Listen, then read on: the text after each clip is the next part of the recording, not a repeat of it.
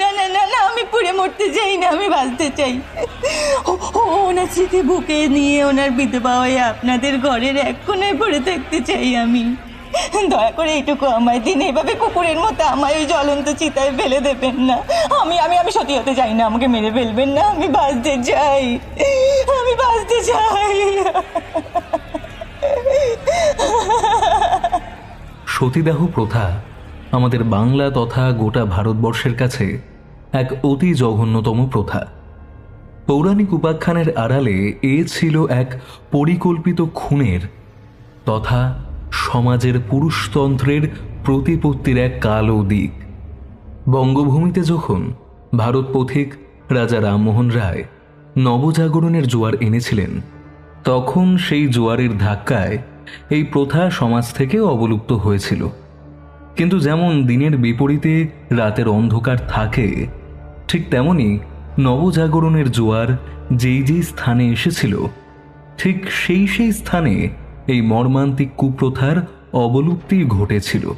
কিন্তু অন্যদিকে বেশ কিছু জায়গায় তখনও এই কুপ্রথা লোকচক্ষুর অন্তরালে ঘটে চলেছিল, যেটার উদাহরণ আমাদের ঠাকুর মশাই অর্থাৎ তারানাথ তান্ত্রিক।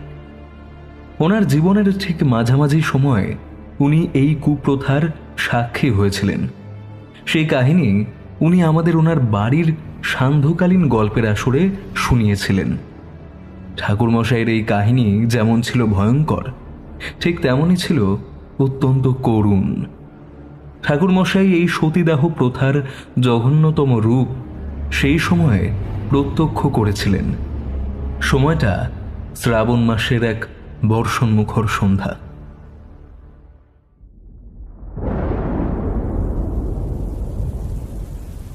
সকাল থেকেই আজ আকাশের মুখটা গম্ভীর হয়ে আছে, আর থেকে থেকে মেঘের ডাকে আর সেই সঙ্গে এলোমেলো ঝোড়ো বাতাসের দাপট চলছিল বেশ ভালোই।